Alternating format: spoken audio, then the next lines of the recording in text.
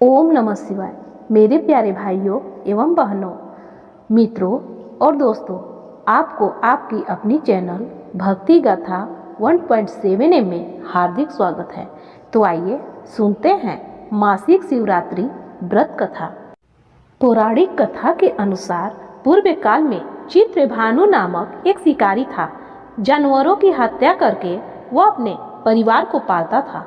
वह एक साहूकार का कर्जदार था, लेकिन उसका ऋण समय पर न चुका सका। क्रोधित साहूकार ने शिकारी को शिव मंठ में बंदी बना लिया। संयोग से उस दिन शिवरात्रि थी। शिकारी ध्यान मग्न होकर शिव संबंधी धार्मिक बातें सुनता रहा। चतुर्दशी को उसने शिवरात्रि व्रत की कथा भी सुनी। शाम होते ही साहूकार ने उसे अपने पास बुलाया और ऋण चुकाने के विषय में बात भी की। शिकारी अगले दिन सारा ऋण लौटा देने का वचन देता है। बंधन से छूट गया। अपनी दिनचर्या की भांति वह जंगल में शिकार के लिए निकल गया, लेकिन दिन भर बंदी गृह में रहने के कारण भूख प्यास से व्याकुल था। शिकार खोजता हुआ वह बहुत दूर निकल गया। जब अंधकार हो गया तो उसने विचार किया कि रात जंगल में ही बितानी पड़ेगी। वह वन की तरफ एक तालाब के किनारे एक बेल के पेड़ पर चढ़कर रात बिताने का इंतजार करने लगा।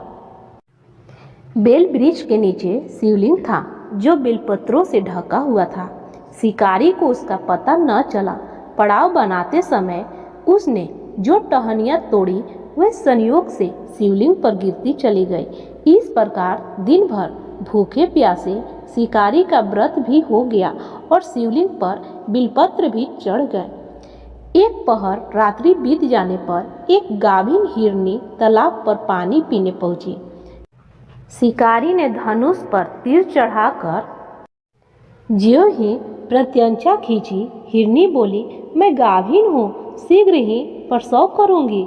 तुम एक साथ दो जीवों की हत्या करोगे, जो ठीक नहीं है। मैं बच्चे को जन्म देकर शीघ्र ही तुम्हारे समक्ष प्रस्तुत हो जाऊंगी, तब मार लेना। शिकारी ने प्रत्यंचा ढीली कर दी और हिरनी जंगली झाड़ियों में लुप्त हो गई।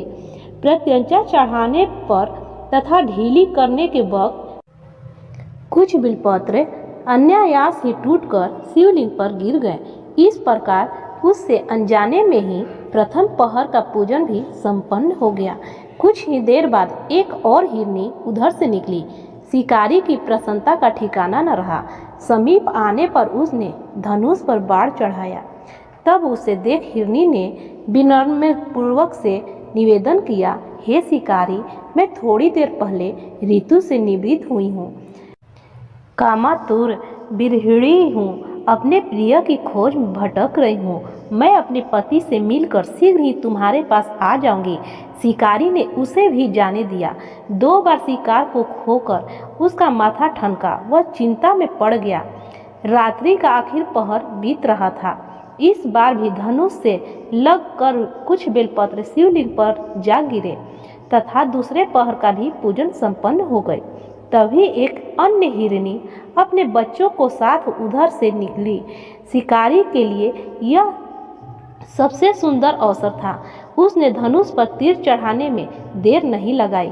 वह तीर छोड़ने ही वाला था कि हिरनी बोली, हे शिकारी, मैं इन बच्चों को इनके माता पिता के हवाले करके लौट आऊंगी।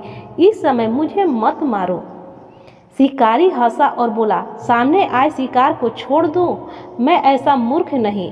इससे पहले मैं 2 बार अपना शिकार खो चुका हूँ। मेरे बच्चे भूख प्यास से व्यग्र हो रहे होंगे। उत्तर में हिरनी ने फिर कहा, जैसे तुम्हें अपने बच्चों की ममता सता रही है, ठीक वैसे ही मुझे भी। हे शिकारी, मेरा विश्वास करो, मैं इन्हें इनके माता पिता के पास छोड़कर तुरंत लौटने की प्रतिज्ञा करती हूँ। हिरनी का दुख भरा स्वर सुनकर शिकारी को उस पर दया आ गई। उसने उस मृगी को भी जाने दिया। शिकार के अभाव से तथा भूख प्यास से व्याकुल शिकारी अनजाने में ही बेल वृक्ष पर बैठा बेलपत्र तोड़ तोड़ कर नीचे फेंकता जा रहा था।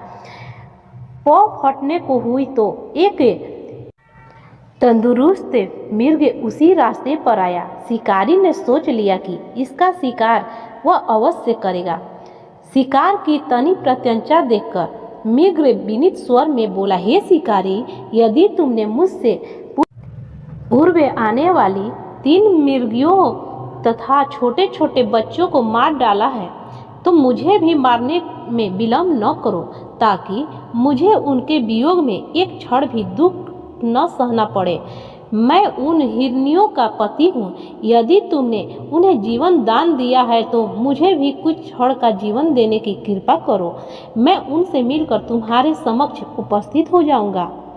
मृग की बात सुनते ही शिकारी के सामने पूरी रात का घटना चक्र घूम गया। उसने सारी कथा मृग को सुना दिए।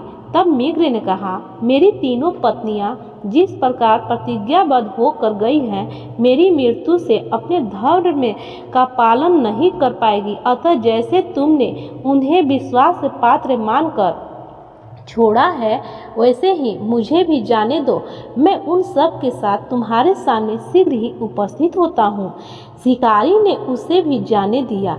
इस प्रकार सुबह हो आई। उपवास, रात्रि जागरण तथा शिवलिंग पर चढ़ने से अनजाने में ही शिवरात्रि का पूजा पूर्ण हो गई, पर अनजाने में ही की गई पूजा का परिणाम उसे तत्काल मिला। शिकारी का हिंसक हृदय निर्मल हो गया, उसमें भक्ति शक्ति का वास हो गया। थोड़ी ही देर बाद वह मृग सब परिवार शिकारी के समक्ष उपस्थित हो गया ताकि वह उनका शिकार कर सके। किंतु जंगली पशुओं की ऐसी सत्यता देखकर शिकारी को अपनी गलती का एहसास हुई। उसने मृग परिवार को जीवन दान दे दिया। अनजाने में ही शिवरात्रि का व्रत पालन करने पर भी शिकारी को मोक्ष की प्राप्ति हुई। जब मृत्यु काल में ही यमदूत उसके जीव को ले जाने आए तो शिवगणों ने उन्हें वापस भेज दिया तथा शिकारी को शिवलोक ले गए। शिव जी की कृपा से ही अपने इस जन्म में राजा चित्रभानु अपने पिछले जन्म को याद रख पाए तथा महाशिवरात्रि के महत्व को जानकर उसका अगले जन्म में भी पालन कर पाए। ओम नमः शिवाय।